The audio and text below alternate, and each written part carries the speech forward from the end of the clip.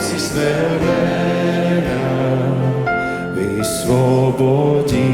Môj Bůh je môj štít, môj Bůh je môj štít, jeho písní ja vím,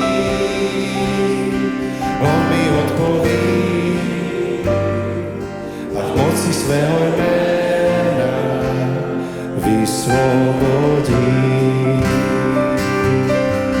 Chci žít ve stínu křídel tvých, spěchám do stínu křídel tvých, smím žít ve stínu křídel tvých. Teď smím jít pokoji dál,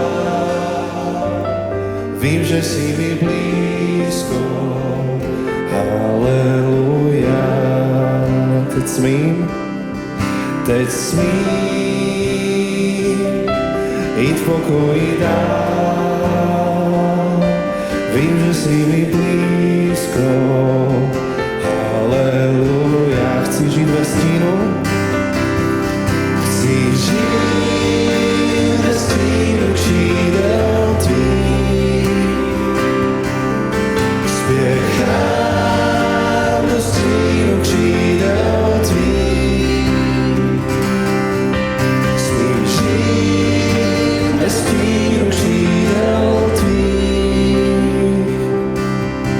Teď smím jít pokoji dál, vím, že si mi blízko, haleluja.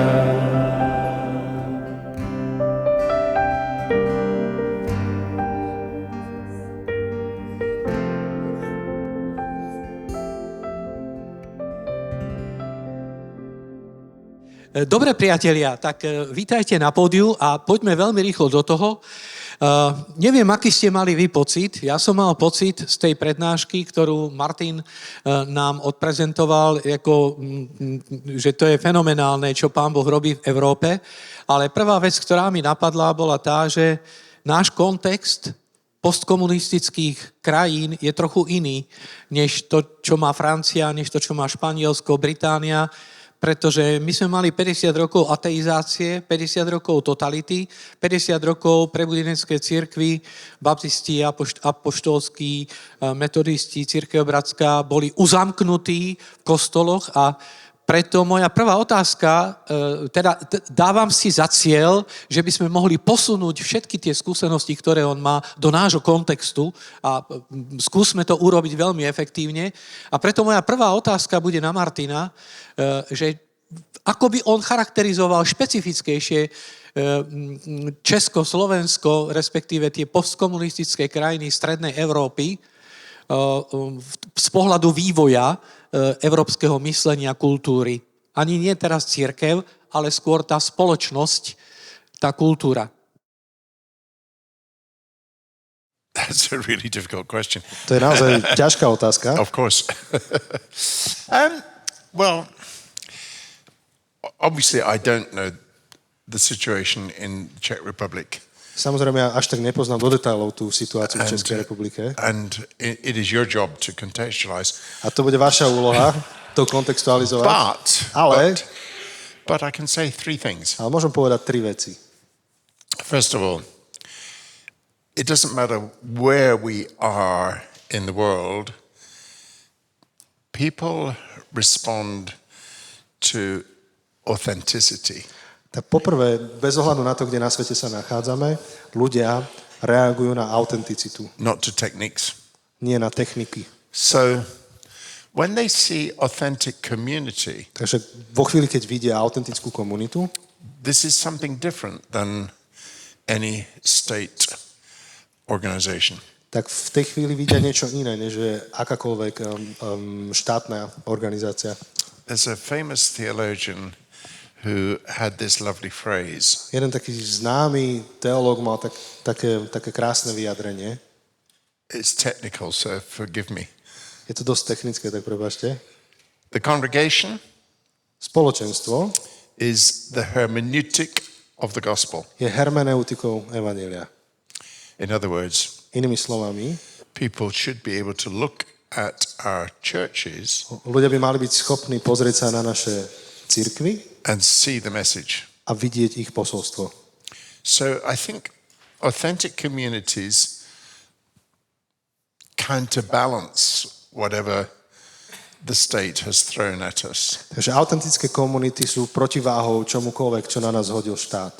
But Ale there's a temptation then to retreat into ourselves. existuje isté pokušenie uzavrieť sa do seba, We mustn't do that. a to nemáme robiť. We have to be courageous My potrebujeme byť odvážni. and we have to begin asking, what is God up to in our city? A potrebujeme si klásť otázku, že čo Boh koná, o čo mu ide v našom meste, In our neighborhood? v našom susedstve. Because the first missionary is the Holy Spirit. Pretože ten prvý misionár v poradí je Duch Svätý. So he will be doing stuff. Takže on už nejaké veci robí And we need to be looking for what he's doing a my musíme sledovať, že čo robí and be ready to cooperate with that. a byť pripravení s tým spolupracovať. And very often we can be surprised. A veľmi často môžeme ostať prekvapení. And that's why we need to be courageous, because it may be things that we're not expecting. A tu potrebujeme byť odvážni, pretože môžu byť veci, ktoré neočakávame. Ďakujem. Ďakujem. My sa ešte vrátime k otázkam, alebo tej problematike, ktorú čítam od vás. Sa pozrieme na tú anglickú skúsenosť, ale ešte urobme kolečko, čo sa týka kontextu posledných 30 rokov. Prednedávno sme oslavovali sviatok Nežnej revolúcie. Juraj, začnem tebou. Ty si tradičný CBčkár, vyrástol si v CBčku, tvoj otec sa angažoval v mládeži, v staršovstve, pochádzaš z Bardejova, z východného Slovenska, ktoré si prežilo svoje a celá tá generácia, ktorá ustála stalínskú dobu, 60. 70. roky, tak boli radi, že to dobehli a že to prežili a ty, keď ťa Pán Boh povolal stať sa kazateľom, inak je to impozantné, lebo si pamätám na náš rozhovor, kde som ťa volal, aby si išiel študovať filozofiu a etiku do zahraničia, že ti s tým pomôžem. A teba Pán Boh povolal do kazateľskej služby a dokonca nie do tradičného zboru, kde by si mohol revitalizovať, ale zakladať nový zbor do úplne nového projektu. Ako ty čítaš svojej generácii, máš zhruba 30 rokov, ten svoj život, ktorý si prežil, pretože to je iný svet, do ktorého si sa narodil, v ktorom žiješ, než svet tvojich rodičov. Ako čítaš ten príbeh Slovenska za posledných 10-15 rokov, čo veľmi silne si schopný analytiky? Dosť veľká otázka na malého človeka. No som z východu Slovenska a ja nevnímam akože nejakú veľkú rapidnú zmenu za posledných 15 rokov, keď to tak poviem. A predtým, čo bolo predtým, keď som mal, neviem čo, 10 rokov, tak to neriešim teda veľmi. Hej, ale katolicizmus je stále silný, tak ako si ho pamätám, keď sme začínali proste dorasty v Bardejove pred 20 rokmi. Evanjelici sú rovnako silní ako vtedy. Že ten východ, mne sa zdá, že ten východ Slovenska sa nezmenil v tých tradičných denomináciách. To je moja skúsenosť. Stále máme dediny, kde sú len jeden kostol alebo len druhý kostol a nič iné neexistuje. Tolerančný patent ešte akože nedošiel. Hlavne na Spiš doslova, že katolíci to je jediná existujúca cirkev na svete podľa nich. No, hej, to má príbeh svoj. No, my zakladáme rómsky zbor, ktorý už má 80 ľudí a snaha bola akože kúpiť budovu, postaviť niečo, opraviť niečo, no ale tak hroze nám vypálením a to hneď po omši. Mali taký pekný rozhovor s kňazom a so vplyvnými katolíkmi, ktorí povedali, že tak postavte a my to vypálime. Bratia veriaci, no. Takže... My sme v Žiline stavali kostol, nebolo to na východe, a keď sme ťahali prvé prízemie, tak na Facebooku sa objavilo od susedov, že teda čo tu cirkev si dovoluje stavať kostol, a jeho priatelia mu napíšali, keď oni cez deň postavia, vy v noci zbúrajte. Takže ja som si to aj odfotil, aj som to policajtom dával, ale ako nič z toho. Dobre, ďakujem veľmi pekne. Je dobré, že to prekladá Janči Martinovi, pretože potrebuje rozumieť svedectva našich ľudí, alebo teda nás, v akom kontexte žijeme. Je to vzácny čas, pretože pevne verím, že Pán Boh mu dá potom aj vhľad zajtra, keď bude nadväzovať na ten dnešný večer, že môže tú špirálu rozvinúť ešte lepšie. Teraz sa vrátime na chvíľočku do Čiech. Poď, Peter, ako ty čítaš? Ty si trošku iná generácia než Juraj. Ako čítaš českú kultúru, jej vývoj, jej trend vo vzťahu k cirkvi? Tak myslím si, že v 90. letech prostě to byla doba, že jo, velkýho boom, obrovské množství lidí přicházelo do církve. Na druhou stranu zajímavý, že statistika lidí v církvi někdy z roku 20 nebo 15 tak nějak byla, že vlastně těch lidí je tam stejný počet, jako byla před revolucí nebo kolem roku 90, takže vlastně to asi hodně přišlo, hodně odešlo. Takže to byla zajímavá doba, když slyším ty svědectví lidí, kteří prostě tu dobu zažili, že přišel někdo do obyváku a tam měli 3 lidi a manželka se bavila s dalšíma 4 v ložnici a nestíhalo se prostě věnovat těm lidem, tak to je wow. Toužíme potom, ale po roce 2000 mám dojem, že se to měnilo, zlomilo. Možná i to frontální způsob kázání, evangelizace, která zaznívala, hlásalo se a na základě hlásání člověk uvěřil, udělal změny a proběhlo to během 10 minut plus minus. Tak najednou to trvá mnohem díl, najednou slyšíme ty svědectví, 8 let chodím do sboru a teď jsem uvěřil nebo rozhodl se nějak. Jo? Je to vlastně všechno na dlouho, je to delší příběh.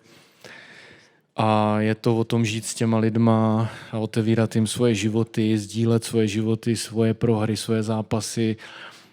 Co to znamená žít s Kristem, kde je v mém životě, jak to vypadá, co cítím u toho, co se u toho stalo. A vlastně slyšet tady to, chápat, co se to tam děje mezi nebem a zemí a pozorovat to a sledovat to a přemýšlet, jestli vůbec něčeho takového chci být součástí. A to je vlastně delší příběh. To jsou delší příběhy, které se dneska píšou. Takže lidi potřebují, ano, zaznělo to tady už ta autenticita, pravdivost. Podle mě to je jedna z největších vůbec výzev dneska v církvi, aby jsme byli ochotní se pravdivě si pojmenovat věci, které fungují, které nefungují, co je opravdu život z Boha, co není život z Boha. A některé věci prostě měnily, když to bude bolet, ale prostě pokud chceme být smysluplným společenstvím, tak ten smysl potřebuje pravdu. Tak to vidím jako největší výzvy. Vlastně a pokud dneska bych se mohl ještě dotázat, dobrá, ale když se podíváš na těch horizont 15-20 let, vnímáš nějakou trajektorii, třeba která konverguje spíš k tomu církevnímu, anebo ta společnost, ta kultura si jde svou cestou, anebo naopak otáčí se antikřesťanský? Tak já když to slyším od Martina, tak člověk po okře říká si, wow, kež by to sem přišlo z té Anglie. Zatím to tady nevidím. Jo. Je pravda, že ono nám z toho západu sem přišlo spousta věcí a trvalo to vždycky, tak třeba to opravdu sem dojde. Jo. Zatím to tady nevidím, i když si myslím, že narůstá ta vlastně jistá míra zoufalosti, až bych to tak nazval, a zvlášť u mladé generace, kam se podít, kde vzít orientaci, kde vzít pevný body v životě. Jo, protože fakt je ten, že mladá generace statisticky má obrovský nárůst psychických potíží, sebepoškozování, depresí a tak dále. To jsou prokazatelné věci. I v Čechách, i na Slovensku statistiky sú jednoznačné. Ale dobrá, pak v druhém kole můžeme se otočit k tomu, možná co s tím církev, jak to adresovat. Tomáš, ty pocházíš z jedného z najväčších zborov Církvy bratskej z Levíc. Tam si vyrastal, tam si videl model spirituality a taktiež ťa Pán Boh povolal zakladať nové zbory a dokonca v tom celom napätí zápase máte 4 deti s manželkou, si anesteziológ a zároveň aj kazateľ a ešte aj myslíš na ďalšie zbory, ktoré by sa mali zakladať. Ako ty čítaš kultúru, pohybuješ sa, hodne sa pohybuješ s obyčajnými, nemocnými, rôznymi ľuďmi. Ako ty vnímáš tú trajektóriu, ten vývoj spoločnosti? Veľa dobrých otázok. Ja si len možno 2 také krátke body. Jedna je, že ten nárast tých ľudí bez vyznania je markantný na západe Slovenska. Ten slovenský priemer tých ľudí, čo zaškrtnú, že bez vyznania, neznamená, že sú ateisti, ale nechcú sa identifikovať s žiadnou cirkvou. V 2011 roku ich bolo 13, v 2021 za 10 rokov je ich 23. Čiže to je najväčší nárast ako keby nejakého náboženského niečoho. Čiže vlastne študovať túto skupinu ľudí je podľa mňa kľúčové. A v Bratislave ich je 40 a viacej percent. Čiže každý druhý človek, ktorého ja stretnem, je človek bez význania. A to nejak vyzerá, to sa nejak prejavuje. Čiže taká jedna vec. A podľa mňa tá zmena, ktorú nežijem dlho, ale čo som asi zažil, je, že ľudia pred 15-20 rokmi riešili, alebo tie otázky, ktoré sme mali s ľuďmi, s priateľmi, s gymnazistami a tak, boli otázky pravdy, apologetiky. A tá otázka bola, že čo je pravda, a potom, či tá pravda je uveriteľná, a to tretie, či sa to dá žiť. A dneska je to úplne presne naopak. Dneska je to presne, začína sa tým, že či to, čo rozprávaš, či je žiteľné.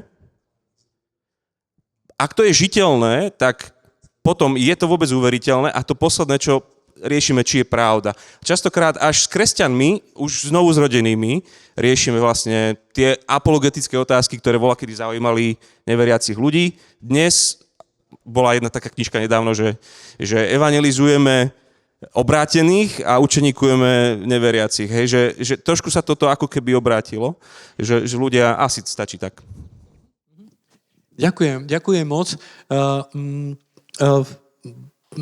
Poďme teda späť k Martin, k tebe.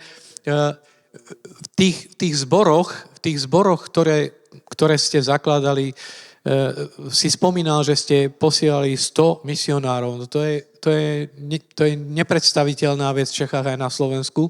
My nemáme odkiaľ zobrať 100 ani 50 ľudí. Takže to je pre nás šokujúca správa, ale robili ste, ako vnímaš to Anglicko, robili ste nejaké pouličné veľké evangelizácie? Čo cirkev urobila také, že oslovila ľudí okolo? Skús v nejakých dvoch bodoch krátko. Okay, that story was what Holy Trinity Brompton were doing. OK, takže to o tých 100 ľuďoch to nebola naša cirkev, to bola tá cirkev Svätej Trojice. So they started with big numbers. Že začínali vždy s veľkými číslami. So they could send 100, 150, whatever. Takže mohli poslať 100, 150 ľudí, aby založili nový zbor. But you don't need to do that. Ale to nemusíme robiť. I would suggest that a lot of church planting, the main thing is not to go public too soon. Ale toto je to, čo môžem odporúčiť pri zakladaní zborov. Poprvé, to je hlavné, nebuďte verejnými príliš zavčasu.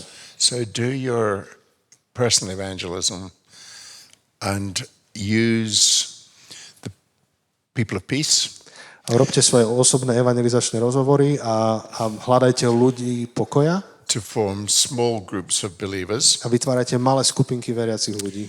And then when you have enough in the small groups of believers, A až máte dostatočný počet ľudí v týchto malých skupinkách, veriacich, then you can bring them together for public worship. tak vtedy ich až prineste na jedno miesto a urobte verejnú bohoslúžbu. For me, I think that you need at least 50 people to go public. Ja si myslím, podľa mňa, že potrebujete mať aspoň 50 ľudí na jednom mieste na to, aby ste robili verejnú bohoslúžbu. And there are two reasons I say that. A mám pre toto tvrdenie dva dôvody. First is the credibility.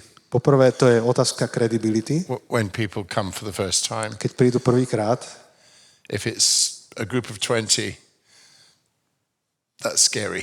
takže keď príde nový človek prvýkrát medzi skupinu 20 ľudí, tak to je trošku strašidelné pre ňo. But also, Ale takisto, it takes a lot of work to run a public worship service. na to, aby ste mohli robiť verejnú bohoslúžbu, to vyžaduje množstvo energie a práce.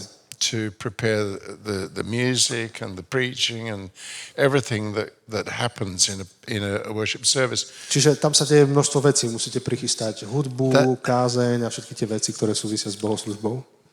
That diverts resource A to odčerpáva zdroje. from your evangelism. Tie, ktoré by mali ísť do evangelizácie. So it's tempting to go public, Takže bez ohľadu na to, ako lákavé je ísť na verejnosť s bohoslúžbou, but don't do it too soon. nerobte to príliš zavčasu. So don't worry about the 100. Takže sa netrápte až tak tým, či máte alebo nemáte 100 ľudí na začiatok. Just start to meet people on the street Stretajte ľudí na uliciach and see if you can form some groups. a skúste, či sa vám podarí vytvoriť nejaké malé skupiny. Ďakujem. A aké chyby ste urobili vo vedení počas tých rokov, ktoré... Aké chyby ste urobili? My first 100 mistakes. Takže mojich prvých 100 chyb chceš vedieť? The big mistakes are always to do with leadership. Takže tie veľké chyby, ktoré robíme, sú zväčša s leadershipom. It's tempting to use people with ability Je pokušenie využiť ľudí, ktorí majú zručnosti without checking their character. a neskontrolujeme si ich charakter. Character must come first. To, čo prvé potrebujeme sledovať, je vždy charakter. Most mistakes flow from poor choices around leadership. Takže väčšina tých chýb pramení zo zlej voľby alebo z nesprávnej voľby leadershipu. Sometimes we have started churches that haven't worked, that didn't work. Akože stalo sa, že sme založili zbory, ktoré nefungovali. That's okay. A to je úplne v pohode. We learn from that and we try again. Takže od toho sme sa poučili a skúsili sme to znova. And eventually we will succeed. A napokon sa to podarí. But yeah, most mistakes are to do with trusting people whose character is not really trustworthy. Takže najväčší počet chýb pramenil z toho, že sme dôverovali ľuďom, ktorí nemali byť nie sú dôveryhodní. Ich charakter. Related to that, Ale k tomu ešte niečo súvisí. I have baptized too many people Krstil som až príliš veľa ľudí, who never repented. ktorí nikdy nekonali pokánie. They don't stay long. A tí tam dlho nevydržali. They think that they're doing God a big favor. Sa krstili s takým pocitom, že robia teda Bohu veľkú láskavosť. God will be so pleased that I've joined the church. Že Boh bude taký šťastný a potešený, že sa pridávam k cirkvi. Actually, probably not. Ale to asi tak úplne není. Because they've never repented. Problém je, že nikdy nezažili pokánie. So I'm more careful these days to ask the question about repentance. Takže dnes si už dávam oveľa väčší pozor na to, aby som sa pýtal otázku na That's 3 pokánie. mistakes. I've got another 97 to go. Takže to boli 3 chyby a ešte mám ďalších 97. But yeah, it's enough. Thank you. Ďakujem. Petře, ty seš vedoucí odboru pro zakládání zboru. Samozřejmě, že jeho příběh, a když se podíváte na YouTube, tak Martin vedl velikou kampaň pro zakládání sborů v denominaci, která mu byla svěřená na jisté úrovni, ale tam zavírali přes 15 sborů ročně. A když začali zakládat nové sbory, tak najednou založili 15-17 sborů a zavřeli 15, takže ta církev najednou se začala otáčet. Ale to není náš problém zatím. Zatím to není problém církve bratrské, protože pořád máme zejména v Čechách peníze z restitucí. A k tomu se ještě dostaneme možná zítra od předsedu, protože budeme mít předsedy panelu, ale určitě se blížíme k velikým výzvám, které nás čekají. Momentálně to není náš problém naší denominace, když chceme řešit CBčko a nebudeme řešit ani katolíky, ani luterány, ani baptisty. A Petře, co bys řekl kazatelům na pastorálce nebo lidem církví, že proč církev bratrská má zakládat sbory? A není to hrozba pro stávající sbory, které nebudou třeba zakládat sbory. Prostě proč investovat do zakládání sborů v zemích českých? Myslím si, že minimálně 2 velké důvody vidím a proto bych chtěl získat všechny sbory, které se do toho ještě nepustili. A to je jedna věc je, že ať chceme, nechceme to vidět, tak prostě nový sbory přispívají nejlépe příchodu nových lidí. Mluví o tom statistika celosvětová, mluví o tom statistika nakonec i česká. Prostě ty lidi vyjdou, je jich tam 20, jako teď jde o život, teď toužíme, potom aby přišli noví lidi. Prostě jsou tam úplně v obnažení v tom terénu a prostě jde o všechno a jsou jako plně nasazený v tom. A to prostě potom přináší nějaké ovoce, samozřejmě i nový způsoby, formy, služby, objevování nějakých nových cest. To v tom hraje taky svou roli. Takže jedna věc je, že prostě přichází nejvíc lidí skrz nově zakládaný sbory anebo ty mateřský sbory, kterým to taky prospívá. A to je druhý ten důvod, který vlastně přináší zakládání sborů a to je revitalizace, to je obnova prostě církve jako takové, jako celku. Protože jsou to nový výzvy, je to opuštění klíčových pracovníků, služebníků, kdo to bude dělat, takže musíme prostě připravit další lidi tím, že oni odejdou. Je to, čili pomáhá to vlastně i tomu mateřskému sboru se obnovovat. Jo, kromě toho samozřejmě, jak jsem říkal, nový způsoby, formáty, služby, které se objevují a mnohem jednodušeji se objevují ve 20 lidech, kteří nemají nic nalinkovaného, nemají tam nic. Může se začít na čistý stůl. Tak minimálně tyhle 2 věci mně přijdou jako klíčový, proč to má smysl. A nejde o to, aby jsme měli větší počet sborů. Nutně. Ale vlastně jde o to, co to přináší. Proto vlastně zastávám myšlenku a přináším to a toužím po tím, aby těch sborů víc bylo, aby se vlastně dělal ten obsah. A to jsou ty noví lidi a to je ta revitalizace církve. To, že u toho vznikají ty nový sbory, no to je pravda. Kdybys mohl ukázat prstem na vzor takový, hele, podívejte, takhle by to mohlo vypadat, můžete to zažít i vy.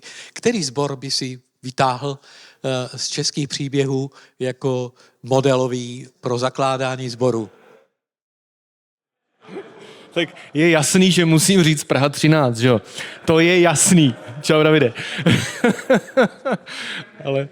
ale prostě jsou to různý příběhy, takže je hrozně těžký vytáhnout, jo? Jako 50 000 dostanete, no to je jasný, jo. No, Dobrý. Jo. Ne. Takže 13 ti připadá, že to by tak... To si... Ne, určitě, ano. Ne, jsou to různé modely. Prostě toto je, když se vyjde s větším množstvím lidí, má to člověka, který prostě má charisma, táhne lidi, jo, je to v Praze a tak dále a tak dále. Je to určitý příběh. Ale třeba i metro Olomouc, jo, který se samozřejmě ze začátku potilo v 8 lidech na začátku, ale vlastně jakmile překonali 20, tak si myslím, že to je pěkný příběh. Jo. Příklad. Jo, děkuji moc. Tome, ty Môžem otázku? Áno, poď. A máte zbory, ktoré zakladajú tým štýlom, ako ho tu hovoril Martin, teda, že najprv evangelizácia a zakladanie zboru z novoobrátených ľudí, oproti tomu, že vyšleme ľudí, ktorí budú potom robiť evangelizáciu snáď, možno, dúfame, veríme v to, ale toto je otázka.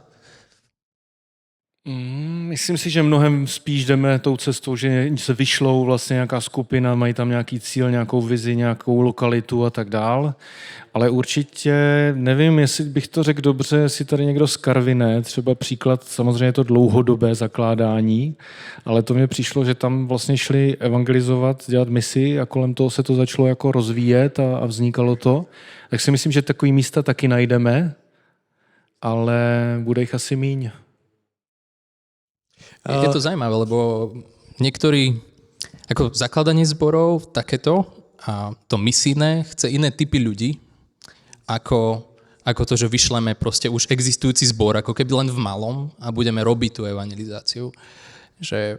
A takisto aj keď štatisticky pozeráme na tie zbory, ktoré začínali evangelizáciou, na začiatku sa trápia, ale potom sa to môže dostať do toho momentu hnutia, kde zasahujú naozaj nezasiahnutých ľudí. Nelákajú iných kresťanov, lebo sú v úplne iných kontextoch.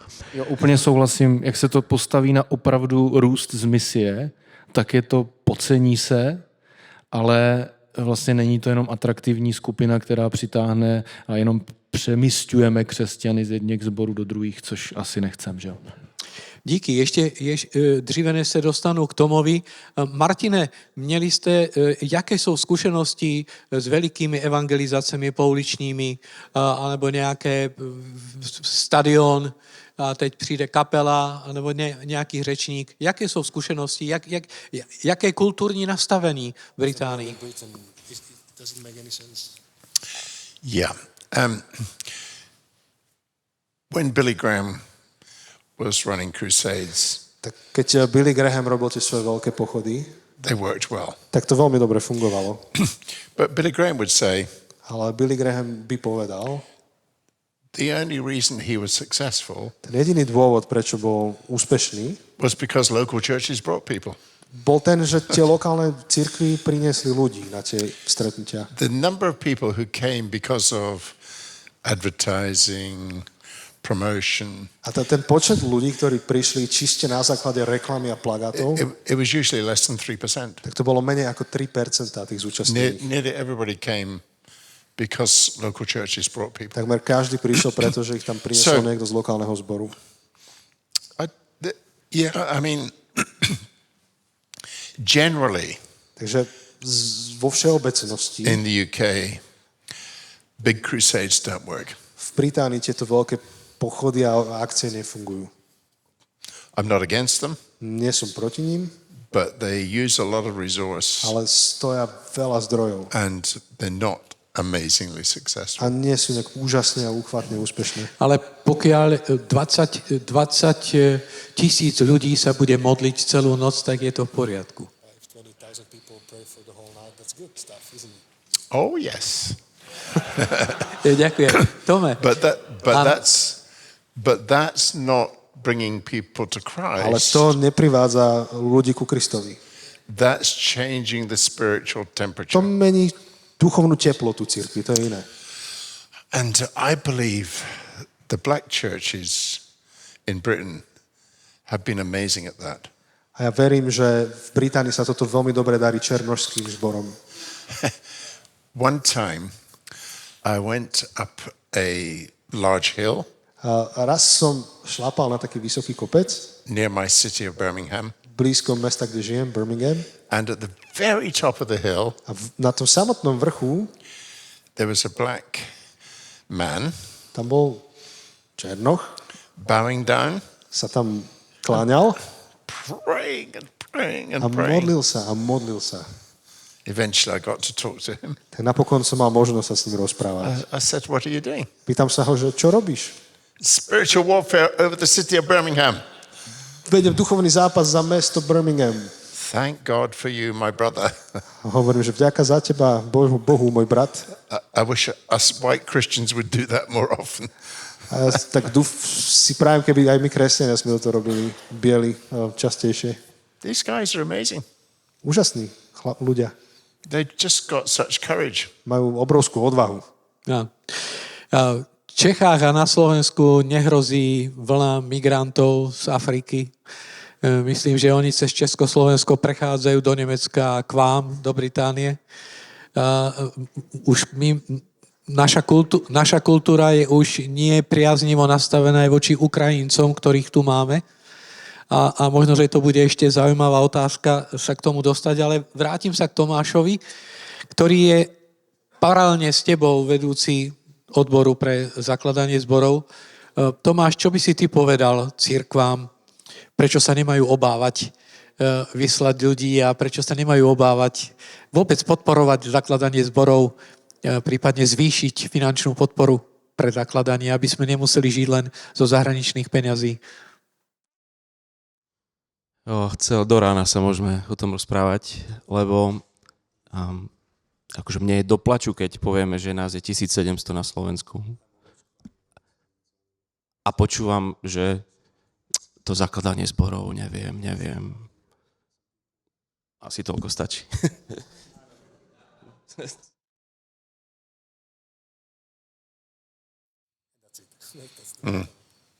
May I comment? It's easier to have babies than raise the dead. Je jednoduchšie mať deti, než kriesiť mŕtvych. Raise the dead? Kriesiť mŕtvych. So, in my first years working with existing churches, V tých prvých rokoch, keď som robil s existujúcimi zbormi, they always said, we need help. vždy hovorili, že potrebujeme pomoc. So we would send a pastor. Tak by sme im vždy vtedy poslali kazateľa. Within a couple of years, they asked for the pastor to go. Po pár rokoch žiadali, aby ten kazateľ už odišiel. He was no good. Nebol na nič. We sent another one. Poslali sme ďalšieho kazateľa. Same thing happened. To isté sa stalo. We sent a third one. Poslali sme tretieho. Same thing happened. To isté sa stalo. So eventually we said, no more. Napokon sme im povedali, že už nepošleme nikoho. These guys will eat any number of pastors. Lebo títo ľudia zožerú akýkoľvek počet kazateľov. So we had to wait Tak sme museli počkať. for some creative deaths. Museli sme počkať na nejaké kreatívne smrti. And then we could send pastors.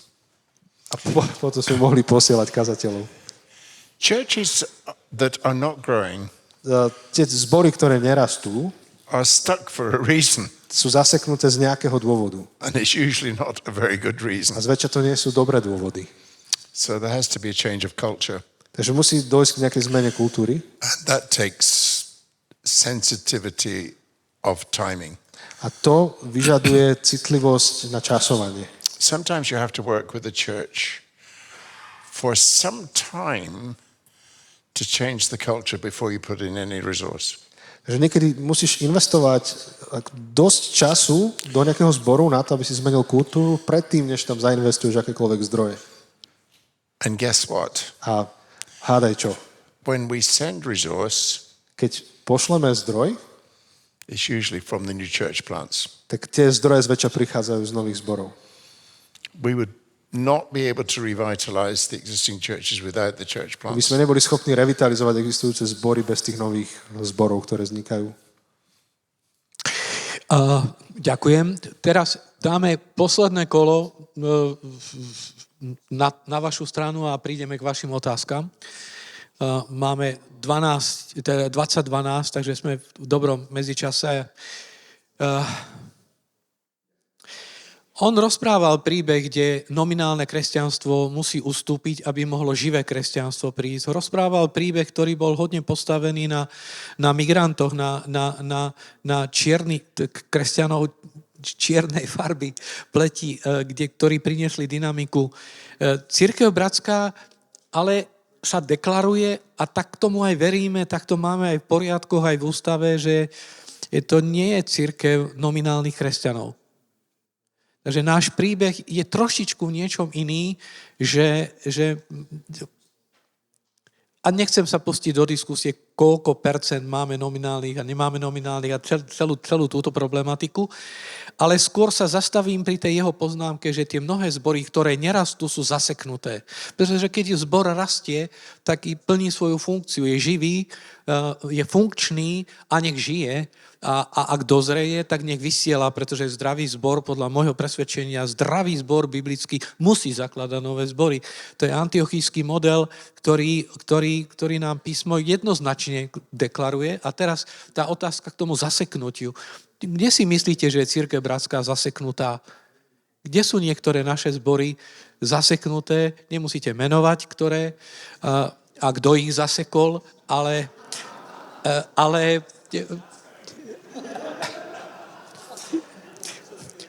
môžete na slajd opísať, ja si to prečítam. Rozumiete, že lebo máme 30 rokov, pred 30 rokmi a naozaj sme verili to, že 40 rokov sme nemohli na uliciach verejne evangelizovať.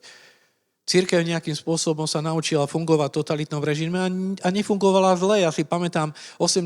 roky v Bratislave, kde za jeden rok prišlo 50 študentov z kolejí, 50 študentov prišlo na Cukrovou.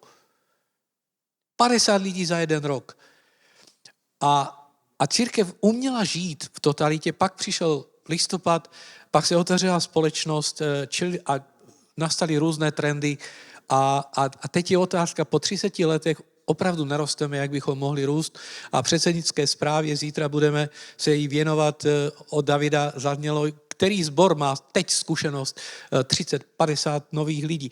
Čili kde se zasekly naše zbory za těch 30 let? Jak byste to charakterizovali?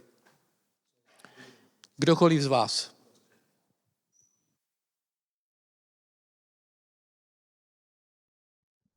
Ja si myslím, že my sa môžeme teba pýtať, hej, že ty si tá generácia, kde máš tú historickú pamäť toho.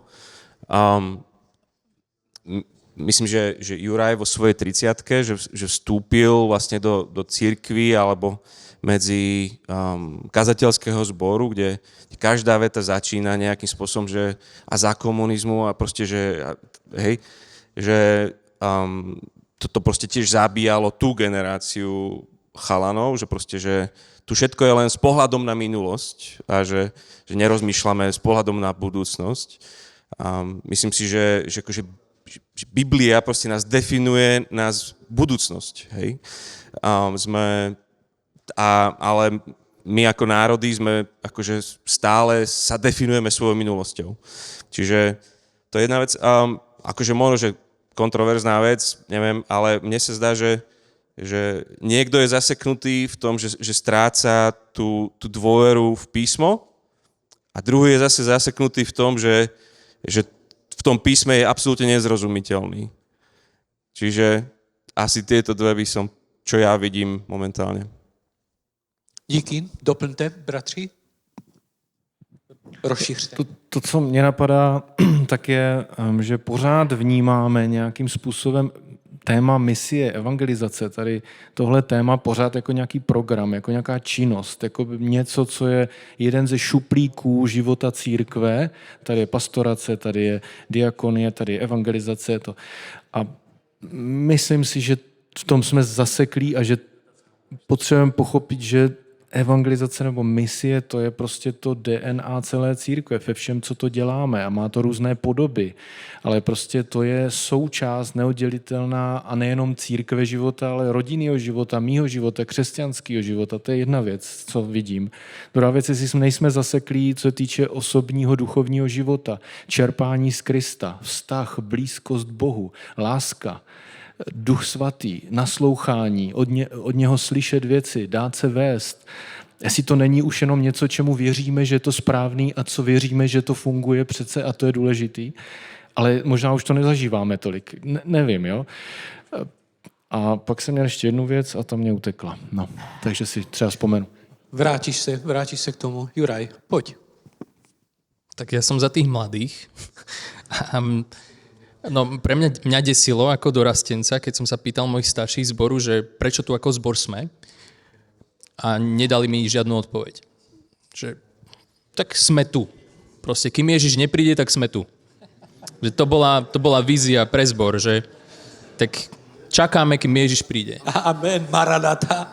No, amen, ale on nechce prísť na pustatinu, hej. Nechce prísť na púšť. A to podľa mňa chýba nám. Tá vízia, ktorá je väčšia ako my, pre ktorú treba odvahu a teda vieru, ktorá je väčšia ako my, väčšia ako naše zdroje. Myslím, že sme zaseknutí v našej viere, že neberieme Boha dostatočne za slovo.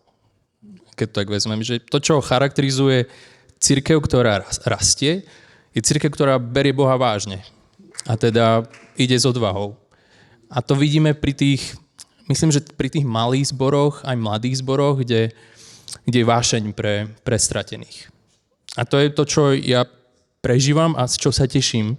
Niečo, čo som vyprodukoval, je to niečo, čo som zdedil po predchodcoch mojich, niečo, čo v Duch Svätý spôsobuje v nových ľuďoch, ktorí sa obrácajú a s vášňou idú za svojimi susedmi. Ale to myslím, že častokrát sú, keď tak poviem aj blbo, že nesprávni ľudia na nesprávnych miestach a už akokoľvek si to môžeme... No, tak to myslím, ako to myslím reálne. Ako máme rozličné obdarovania každý a nie každý sa hodí na každé miesto. Proste to je fakt. A v mnohých akože fungujúcich zboroch, ktoré nerastú, sú evanjelisti úplne zastrečovaní. To sú tí divní ľudia. Tí, ktorí neprídu na biblické, to sú tí, ktorí okolo nich stále nejakí divní ľudia, ktorých nepoznáme a sú takým ohrozením. Pričom sú to tí najdôležitejší ľudia, ktorých potrebujú podporu, za ktorými potrebujeme stáť a učiť sa od nich. No ináč nebudeme rásť. No. Môžem ešte jednu vec? Áno, samozrejme. Že keď sme revitalizovali Nitru, tak jednu z vecí asi prvých, čo sme sa potrebovali naučiť, je, že nemôžeme sa hrať na zbor X, keď sme zbor Y, hej, že nemôžeme robiť cirkev ako keby bola 100 ľudí, keď je nás 25. A to vlastne, že strašne veľa vecí sa musí zmeniť. A mne sa zdá, že niečo podobné sa akože nejak podobne sa tvárime na úrovni denominácie, alebo čo, že máme tu akože veľké poriadky a bum, neviem čo a musíš takto dodržiavať a hento toto, že musí mať 4 starších, hej, ale je vás 30 zbore a z toho 4 musí byť starší, to nemajú ani 200 členné zbory v Anglicku, v Amerike, hej, že máme tu proste požiadavky na seba, ktoré nám vadia vôbec, ale akože sme otrokmi toho. Dáva to zmysel vôbec? Dáva to zmysel. Okay. Spomenul si? Vzpomněl jsem si ještě na jednu věc a to si myslím, že jako téma vedení a vedoucích, že vlastně jak se doba hodně mění. Každý 3-5 let, dřív to bylo možná 20 let, mohlo všechno fungovat podobně, ale dneska po 3-5 letech to potřebujeme reflektovat a věci posouvat a měnit, tak je tam nárok na vedoucí, kteří vidí, kteří se dívají, kteří hledají, kteří naslouchají a kteří mají tu odvahu a jdou.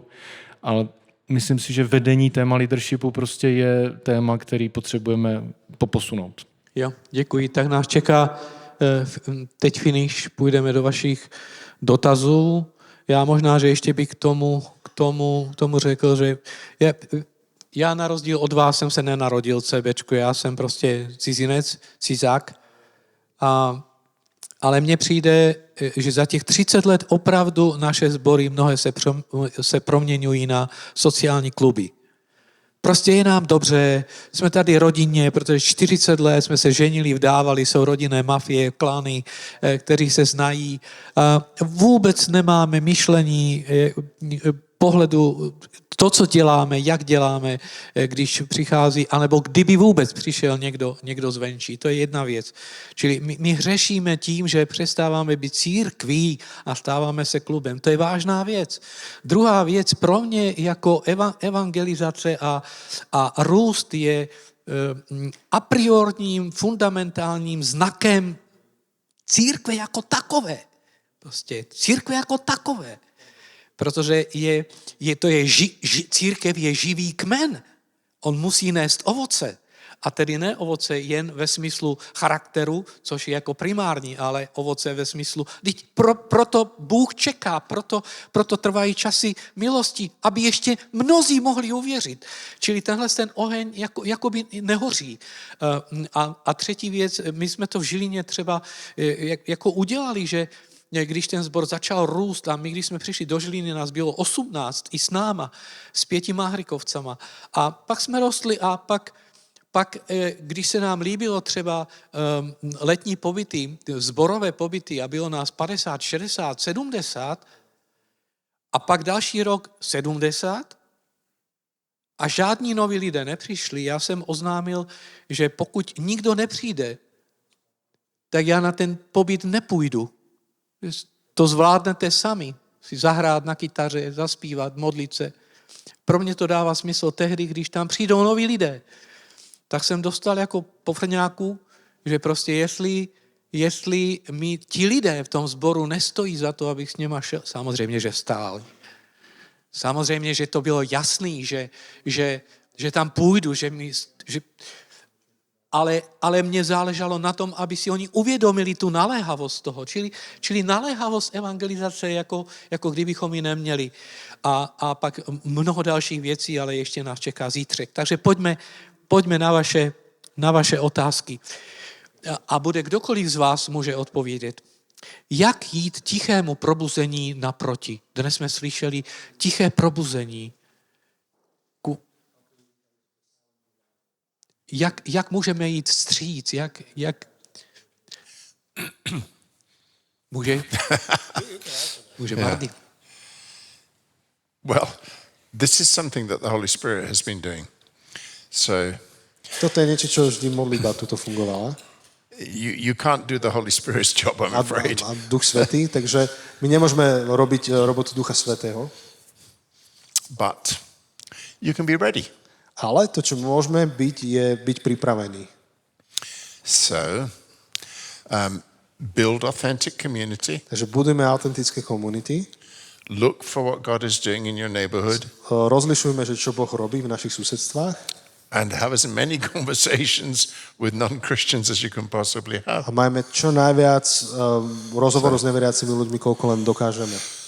So, community. Komunita. Observing what God does. Observing, thank you. Že pozorovať, čo Boh robí. And relationships. A vzťahy. That's what you can do. To je to, čo vy môžete robiť. Then we look for the Holy Spirit to do something. Potom čakáme, že čo urobí Duch. And often he does. A často urobí.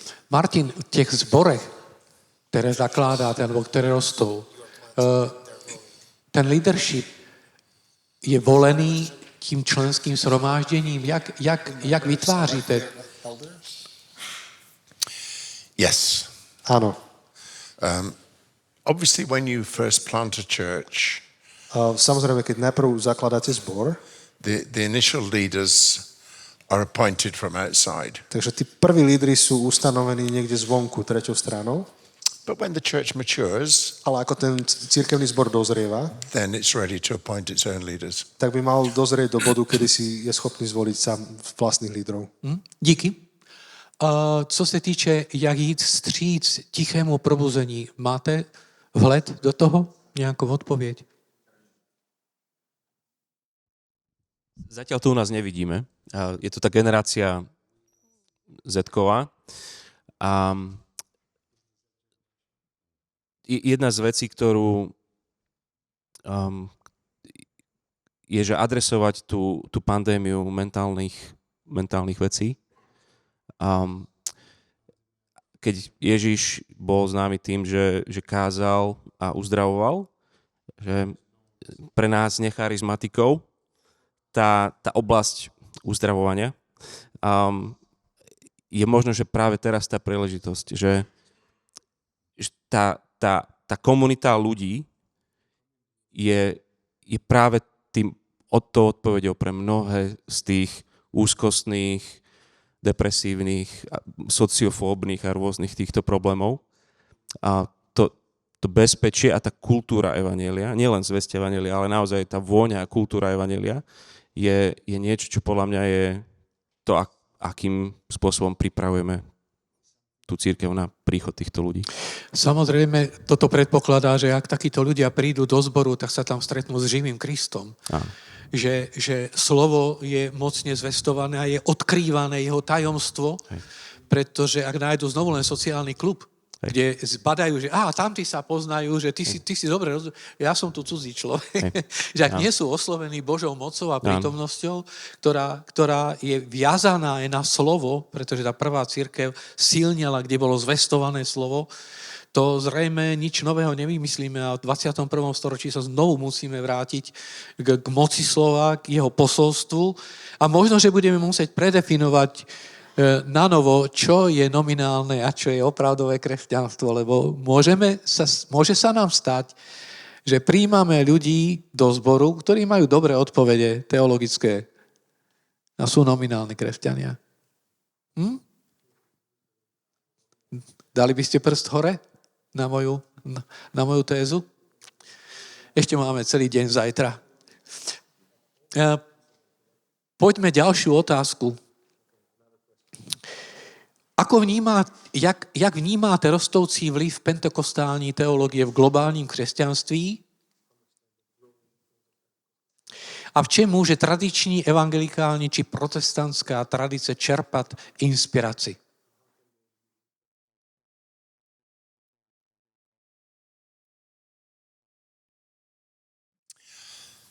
Good question. Výborná otázka. The Pentecostal churches are growing because they bring people into a direct experience of God. Letničné zbory sú skvelé, pretože prinášajú ľudí do priamého zážitku s Bohom. The Reformed churches in the UK are also growing. Ale v Anglicku takisto rastú reformované zbory. Because they present a clear message. Pretože oni prinášajú jasnú zvesť. Many Reformed churches are also charismatic now. Množstvo týchto reformovaných zborov už sa stáva charizmatickými. It's a nice combination. Je to pekná kombinácia. Spirit and word. Božie slovo a Boží duch. They could also try the sacraments. A tiež môžu vyskúšať aj sviatosti. Děkuji. K této otázce někdo z vás chce ještě něco přidat? My časově jsme se dostali na hranici, ale vzhledem k tomu, že máme o půl hodinu, jsme to všechno zkrátili. Tak dávám na zvážení, zdali bychom si řekli, že dáme ještě 10 minut, abychom ty odpovědi, které tady zůstaly. Souhlasíte, dejte ruku nahoru, abych viděl. Dobrá, ti, kdo nezvedli, mohou jít spát. Ale ne, jako opravdu dodržíme 10 minut, před 3/4 přijde Eliška, aby to uzavřela a připomene mi, že je čas. Přátelé, pojďme tedy dál.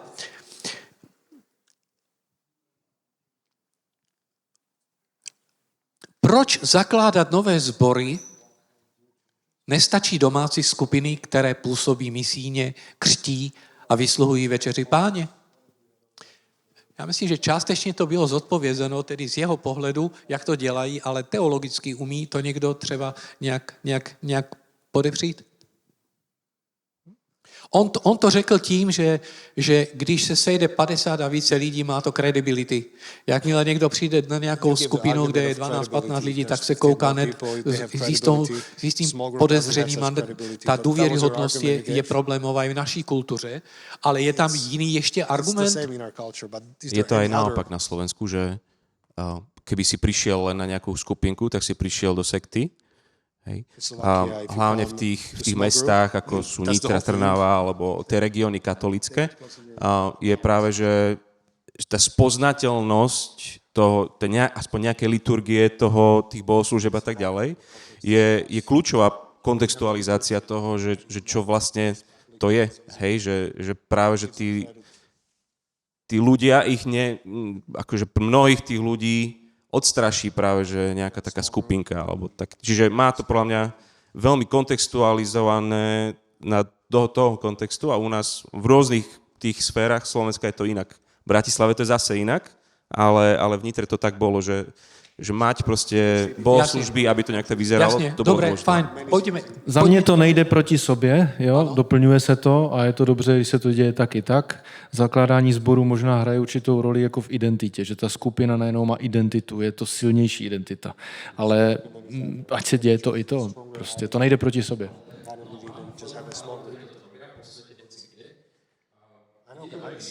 They do the same stuff all over the world. And it works only in a context, which is non-Christian context. So it works with migrants, Roma communities. That's a great potential. The community-based culture and the family-based cultures, this is the way to go. To start small. Tak je to, že vlastne to zdravé učenie ide. But with the small groups, there's a problem. Tak to je vůbec problém malých skupin, protože jejich teologická i sociologická stabilita je otázna a vůbec ještě neřešíme otázku, jestli je rozumné, aby v malých skupinách se křtilo a tak dále a tak dále. To je úplně ještě jiná otázka. Martine, ty jsi něco tomu chtěl? Any comment on that?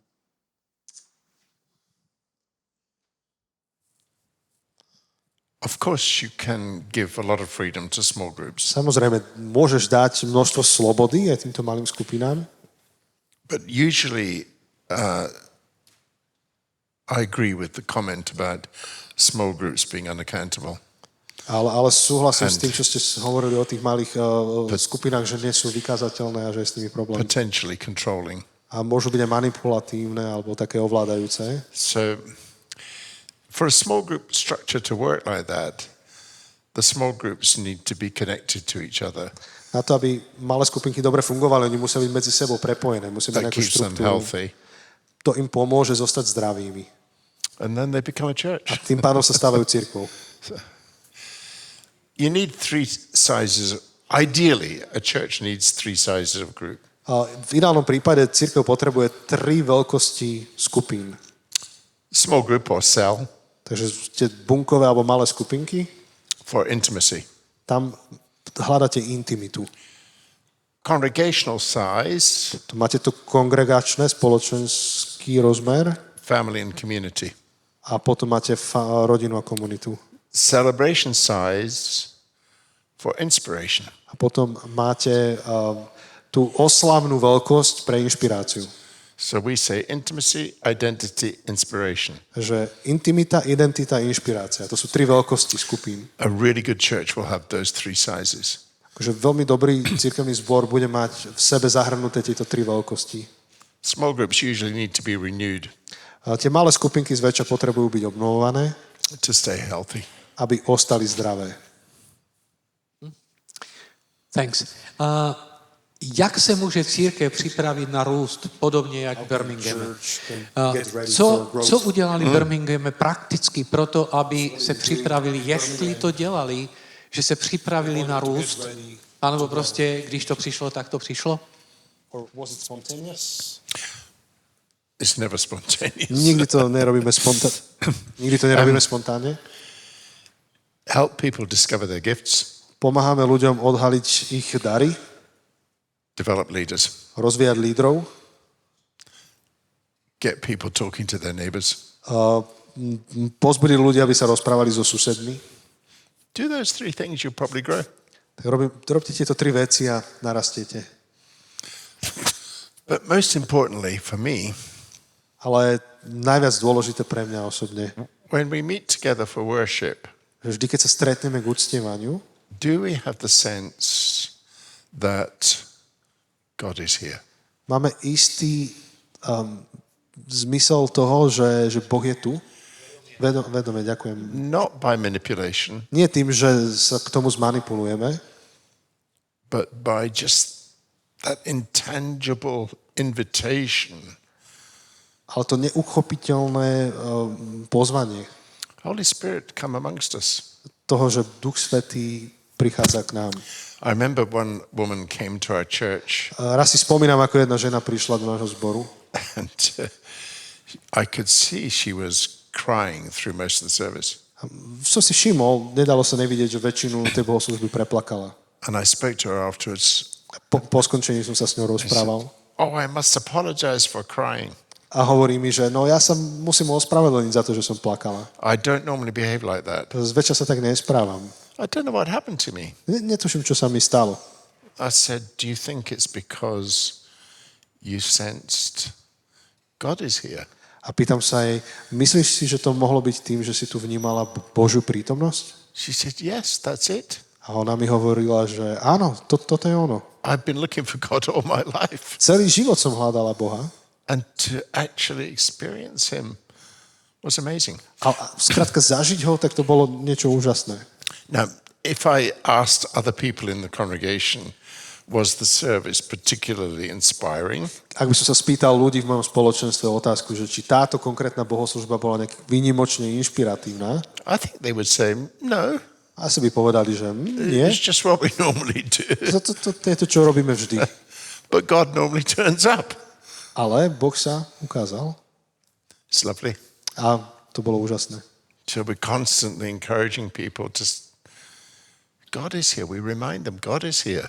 Treba neustále pripomínať ľuďom a pozbudzovať ich, že Boh tu je. And so anything's possible. Takže všetko je možné. Amen. Jak vychovávat vedoucí, kteří budou připraveni nová společenství tvořit?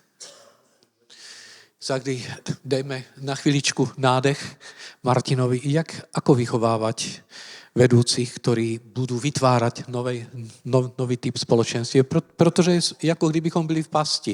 Vyrůstáme v zbore, které jsou zaseklé a chceme, aby z nich vyrostli lidi, kteří nejsou zaseklí. Ja môžem vám povedať, ako to robíme my a nevravím, že takto treba robiť, ale v paradoxe rozmýšľame nad cirkvou na 4 úrovniach. V podstate, že chceme byť zámerní v budovaní osobnej zbožnosti, intimity s Bohom. Potom v práci 1 na 1. Veľa vecí sa deje v dvojiciach, trojiciach. Potom máme komunity evanjelia a máme bohoslúžby. Čiže ak niekto rastie osobne, chceme, aby bol s niekým, mal s niekým raňajky, obed, večeru, aby spolu čítali Bibliu, aby sa spolu modlili. Keď vidíme, ako jeho vplyv je pozitívny na toho druhého človeka, tak ho pozývame do tréningu na vedúceho komunity. Keď sa stane vedúcej komunity, tak ho pozývame do tréningu do staršovstva. A keď je v staršovstve, tak máme pre ňo stáž v zbore a pozývame ho do vikariátu alebo do teologického tréningu a tak ďalej, aby sa stal kazateľom. Čiže takto. Ďakujem. Moja posledná otázka, lebo sa naozaj blíži čas a Eliška už je tu. Hovoríme o misii, hovoríme o evangelizácii, hovoríme o tom, aby každý rozprával so susedmi. Nie je to výkonovo orientovaná cirkev? Skúste jednou vetou zareagovať a to bude záver.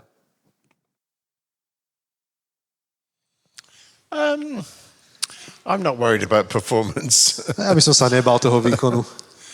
Actually, I don't think worship is about performance. Dokonca si ani nemyslím, že uctievanie je o Just about výkone. we lay ourselves before God. Je to o tom, že sa dostavíme pred Božiu tvár. I remember going to a church in America where they had a huge worship band.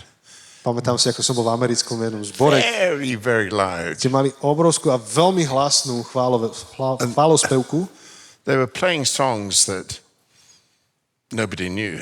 a hrali piesne, ktoré nikto nepozná. And they were shouting at the congregation, A zjapali na to spoločenstvo. "Sing, church, sing!" Spievaj, církev, spievaj. It's impossible. To bolo nemožné. This is not worship, it's performance. To není uctievanie, to je Anyway. výkon. This beautiful young lady wants to tell us to go home. Toto mladé ženia nás chce poslať domov.